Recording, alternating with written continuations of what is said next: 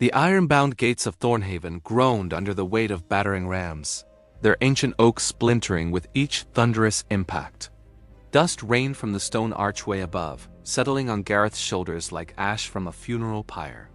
He pressed his back against the reinforced bar, feeling the vibrations of destruction travel through his spine with every blow. The half-elf's calloused hands gripped the crossbeam so tightly his knuckles blanched white. But he didn't dare loosen his hold. Beyond the walls, the guttural war cries of the Ironjaw Horde echoed across the valley, hundreds of voices unified in bloodlust, punctuated by the clash of crude weapons against shields. Gareth could smell the acrid smoke from their torches mixing with the crisp autumn air, could taste the metallic tang of fear in his own mouth. His leather armor, worn and patched from years of service as a town guard, offered little comfort against the chill creeping into his bones. "They're coming through!" shouted Marcus from the eastern watchtower, his voice cracking with panic. The young guardsman, barely 20 winters old, had never seen real combat before today. None of them had, not like this. Thornhaven was a trading post, a peaceful crossroads where elven merchants met human farmers, where gnomish inventors demonstrated their contraptions in the market square and halfling innkeepers served warm bread to travelers. It wasn't a fortress. It wasn't meant to withstand a siege. Gareth's mind raced as another impact shuddered through the gate. Captain Aldrich had taken most of the garrison north 3 days ago, responding to reports of goblin raiders near the mountain pass. It was supposed to be routine. Instead, the reports had been a feint, a carefully orchestrated distraction that left Thornhaven defended by barely 24 guards, a handful of retired veterans, and whatever civilians could hold a weapon. The evacuation had begun at dawn when scouts spotted the Horde's banners cresting the southern ridge. Families streamed through the north gate, carrying whatever possessions they could manage. Elderly folk supported by their grandchildren, mothers clutching infants, merchants abandoning their shops with only the clothes on their backs. Gareth had watched them go, his daughter Maya among them, her tear-streaked face turning back one last time before disappearing into the forest path. She'd inherited her mother's amber eyes and fierce spirit. Ilara would have been proud.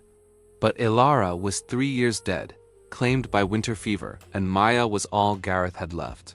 He'd promised to follow once the last civilians cleared the town. That had been 4 hours ago.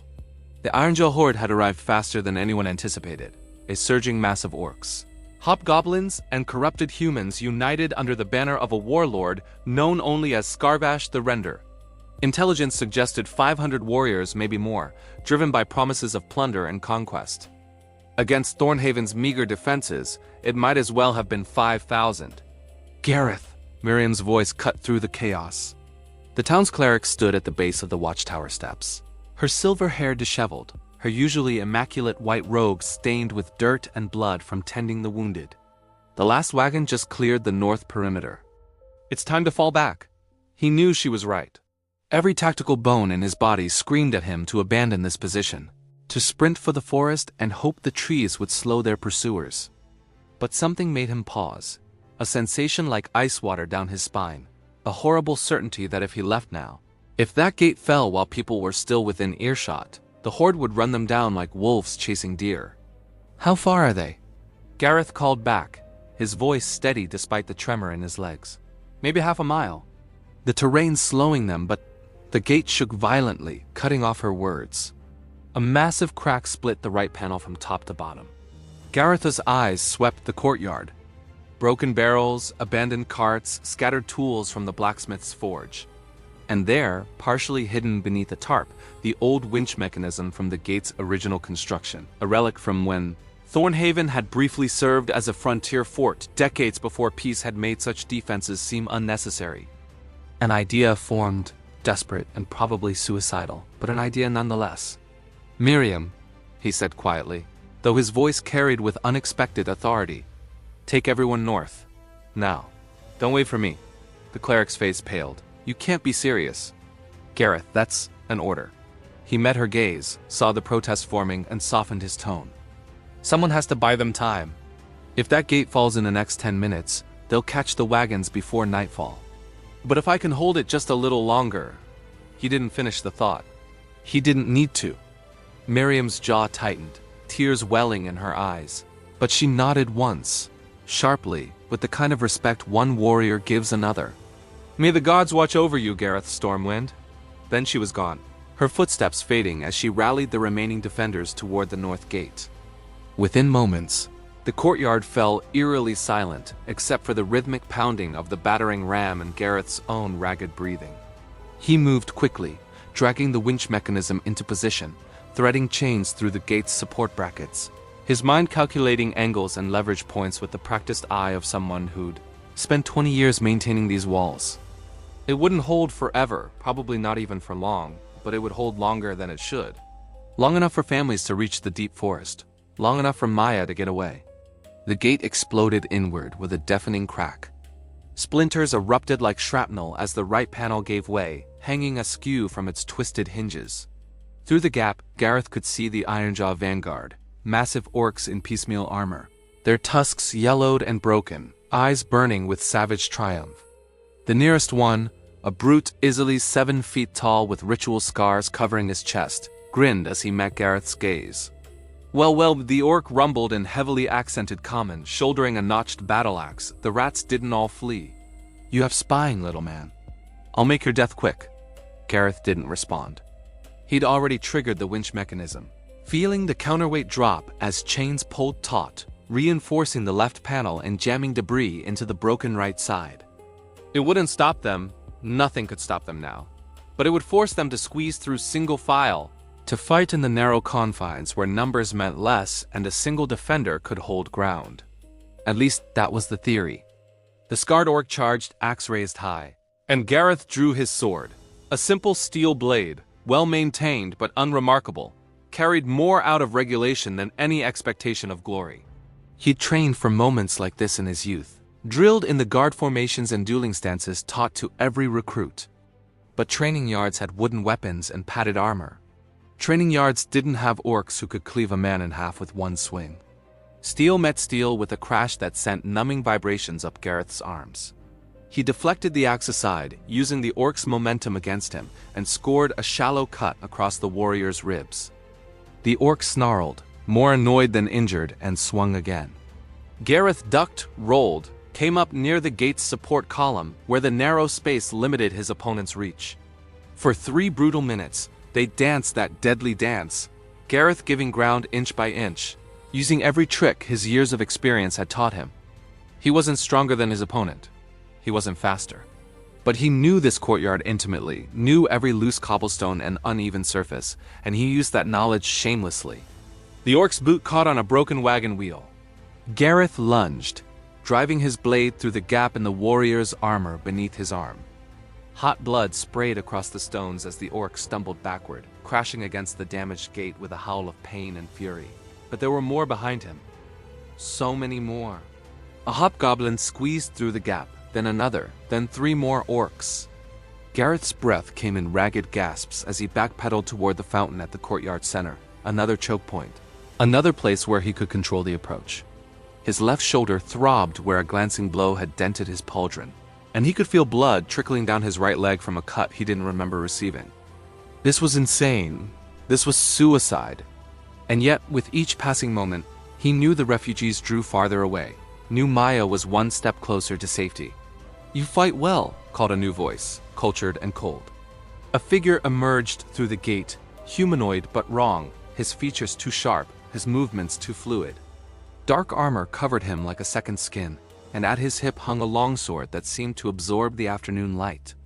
An Aasimar, Gareth realized with sinking dread, but one who'd fallen far from celestial grace. "But you fight alone. Surrender, and I'll grant you a warrior's death. Continue this futility, and I'll make you watch as we hunt down every fleeing soul in these woods." Funny thing about Thornhaven folk, Gareth said between gasps, buying precious seconds as his mind raced. "We're not much for surrendering." The fallen Aasimar tilted his head, almost curious. "You know you cannot win. Don't have to win," Gareth replied, shifting his stance as more warriors filed into the courtyard, forming a loose semicircle around him. 20 now. 30, he'd lost count. Just have to not lose for a while longer. Something in his tone made the Aasimar pause. Those 2 bright eyes narrowed, scanning the courtyard, the open north gate, the obvious absence of any defending force. Understanding dawned like a cold sunrise. The evacuation. The fallen warrior breathed. "You're stalling." Gareth smiled despite the pain, despite the exhaustion threatening to buckle his knees. "Took you long enough." The Aasimar's face twisted with rage. "Kill him!" He barked at his warriors. "Quickly! Then half of you pursue the refugees." They rushed him all at once, a wave of steel and fury that no amount of skill could deflect. Gareth's blade flashed, parried, struck, but for every enemy he wounded, 2 more pressed forward. A mace caught him in the ribs with a sickening crunch. A sword sliced across his thigh. He stumbled, went down on one knee, raised his sword in a defiant guard even as blood soaked through his armor. This was it then. This was how it ended. The fallen Aasimar stepped forward, raising his dark blade for the killing stroke. "Your sacrifice changes nothing, fool. We'll catch them within the hour." "Maybe," Gareth managed, his vision blurring at the edges. "Or maybe. You've already lost, and just don't know it yet." The sword descended, and then the world exploded in light. The radiance didn't come from the sky, it erupted from beneath the courtyard stones themselves. Blazing lines of silver-blue fire that traced patterns Gareth recognized with shock. Warding runes! Ancient protective sigils that predated the town, carved into the bedrock when this site had been a shrine to Selene, goddess of the moon and protectors of travelers. Miriam had told him about them once, years ago, dismissing them as dormant relics from a forgotten age. The cleric had assumed their power had faded centuries past, that whatever divine essence had once sanctified this ground had long since departed. She'd been wrong. The fallen Aasimar screamed as the holy light seared his corrupted flesh, driving him back toward the shattered gate. The warriors around Gareth recoiled, shielding their eyes, some of them actually fleeing in superstitious terror. The runes pulsed brighter, responding to something, not Gareth's presence, he realized, but to the spilled blood soaking into the stones. His blood. Offered not in ritual sacrifice but in genuine defense of the innocent, given freely in service of something greater than himself. The ancient wards recognized that sacrifice, and they answered. Warmth flooded through Gareth's battered body, not healing his wounds but dulling the pain, lending strength to muscles that should have failed. He forced himself upright, sword raised, and saw the fear in his enemy's eyes as they looked not at a dying guardsman but at a man wreathed in divine moonlight, standing at the heart of a sacred circle they could not breach. This place the fallen Aasimar spat. His perfect features twisted with fury and something like recognition was consecrated. The shrine of Selene the Protector.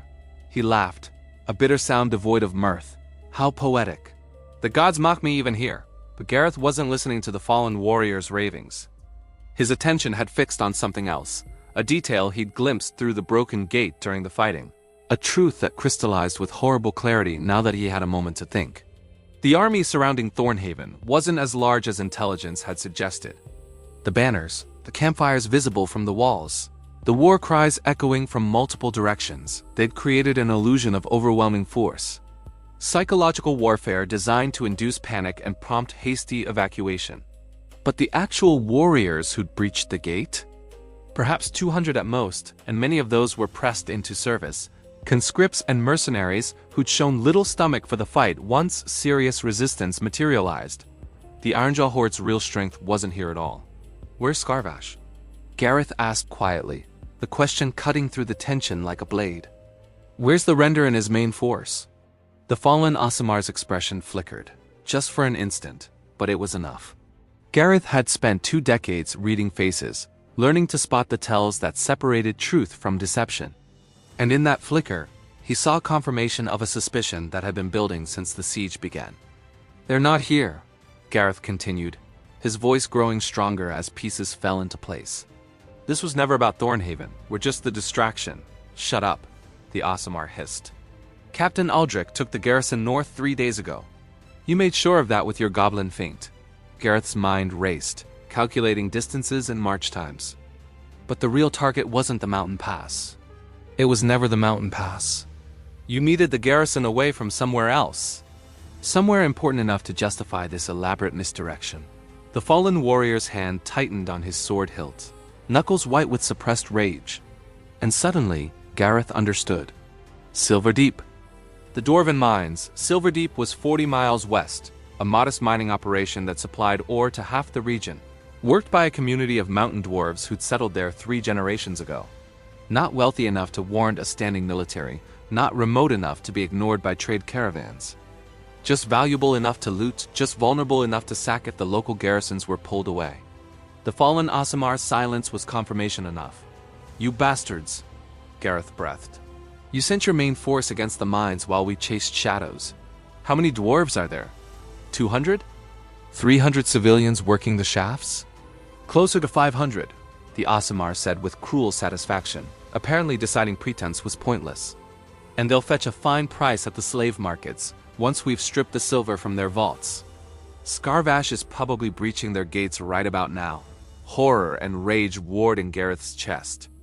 The dwarven community at Silverdeep included families he'd met at market days. Boran Ironforge, who'd sold him the sword he now carried. Kendra Stonefoot, whose honeycakes Maya adored. Old Thorgrim, who taught half of Thornhaven's children how to recognize quality metalwork. They had no idea what was coming. "The garrison's too far north," the Aasimar continued, clearly enjoying Gareth's distress. "By the time anyone realizes what's happened, we'll be gone with enough plunder to fund our operations for years. And you wasted your heroic last stand protecting peasants fleeing into the woods while real victims died screaming in the dark." The moonlight runes pulsed again, reacting to Gareth's emotions, but he could feel their power already beginning to fade. Ancient magic, awakened by sacrifice and desperate need, but not infinite. He had minutes at best before the wards failed and the Horde overwhelmed him. Minutes to make a choice that would haunt him regardless of outcome. If he held here, he could ensure Thornhaven's refugees escaped safely. Maya would reach the forest sanctuaries, would survive to see another sunrise. The fallen Aasimar's threat to pursue was empty now. His force was too depleted, too shaken by the unexpected resistance and divine intervention. But Silverdeep would burn. 500 dwarves would be enslaved or killed. If he abandoned his post, if he somehow found a way to warn Silverdeep or intercept the Horde's main force, he might save hundreds of lives. But the warriors here would pursue Thornhaven's fleeing civilians, would hunt them through the woods, would find Maya, one choice or the other. Save strangers or save his daughter. Duty or love. The runes flickered, dimming, their power nearly spent. Gareth closed his eyes, and in the darkness behind his lids, he saw Ilara's face as clearly as if she stood beside him. Remembered her voice on their wedding day, reciting vows that spoke of service and sacrifice. Remembered the way she'd held Maya when their daughter was born, whispering a prayer that their child would grow up in a world worth protecting. Remembered the last conversation they'd had before the fever took her, when she'd made him promise, made him swear on everything they'd built, together, that he would always choose to be the man she'd fallen in love with. The man who'd joined the guard not for glory or coin, but because someone had to stand between the innocent and the dark. "I'm sorry, Maya," he whispered. Then he opened his eyes and looked at the fallen Aasimar with an expression that made the corrupted warrior take an involuntary step backward. "How far west did you say Silverdeep was?" The fallen Aasimar's confusion lasted exactly 3 seconds before Gareth moved. The half-elf didn't attack. Instead, he turned and sprinted for the courtyard's western wall, where a maintenance ladder provided access to the ramparts. The divine light still clung to him like a shroud, lending supernatural speed to legs that should have collapsed from exhaustion. "Stop him!" The Aasimar roared, but his warriors were slower to react. Still shaken by the holy wards, still uncertain whether charging into that moonlight would burn them to ash. Gareth reached the ladder, climbed with desperate haste, pulled himself onto the ramparts just as crossbow bolts began to whistle past his head. From this vantage, he could see across the entire valley, the smoke rising from Thornhaven's northern district where civilians had scattered what supplies couldn't be carried, the forest where Maya was running towards safety, and far to the west, barely visible in the afternoon haze, another column of smoke. Silverdeep was already under attack. He'd known it intellectually, but seeing the evidence crystallized something in his gut. There was no time for a rescue. No possibility of reaching the dwarven settlement before Scarvash's forces completed their massacre. The only thing Gareth could actually affect was what happened here, in Thornhaven, in the next few minutes. Which meant there was only one play left.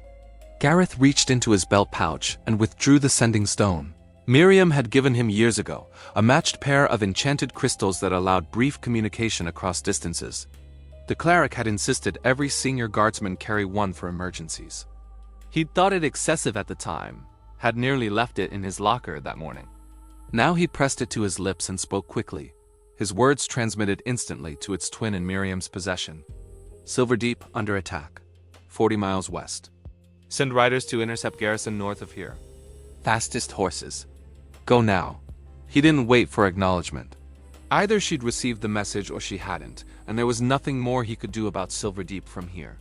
But there was something he could still do for Thornhaven. The fallen Aasimar had reached the base of the ladder, was climbing with inhuman agility.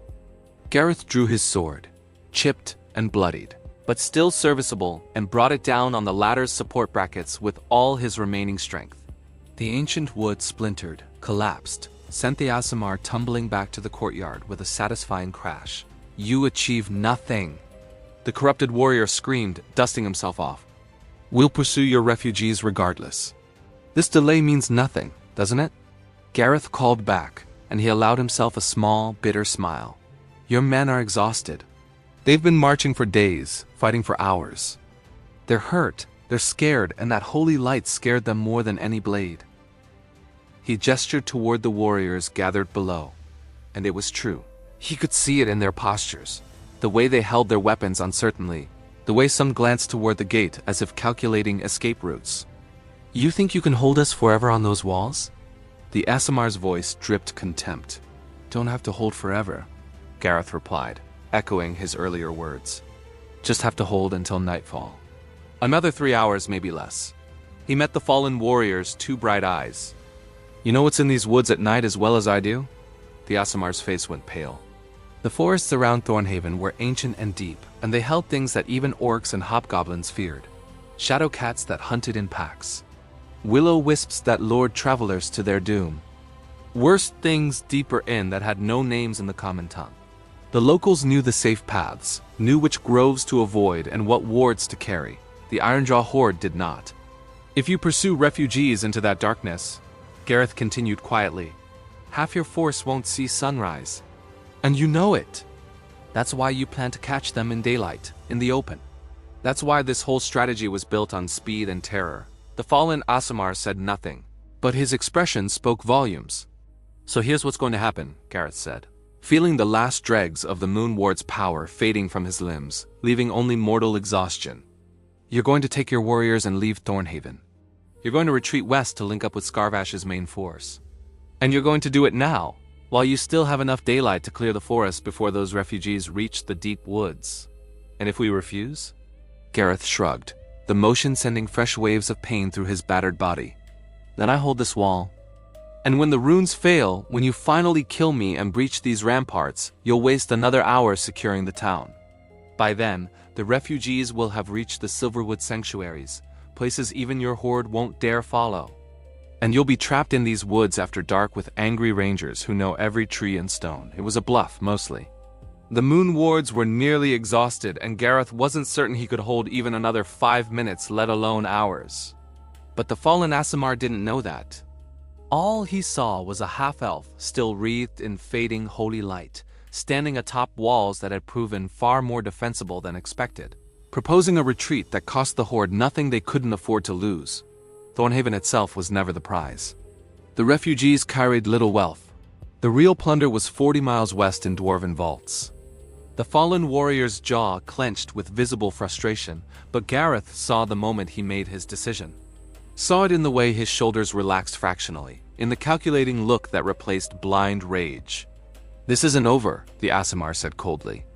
When Scarvash learns what happened here, he'll send a real force to raise this town to bedrock. Maybe, Gareth agreed. But that's a problem for another day. For several long seconds, silence hung over the courtyard. Then the fallen Aasimar turned to his warriors and barked orders in Orcish, harsh, commanding syllables that Gareth didn't need to translate. He watched as the Horde began to withdraw, pulling their wounded, gathering their weapons, filing back through the broken gate with backward glances that promised future vengeance. He watched until the last warrior disappeared from sight, until their war cries faded to echoes, until only dust and blood remained as evidence of the siege.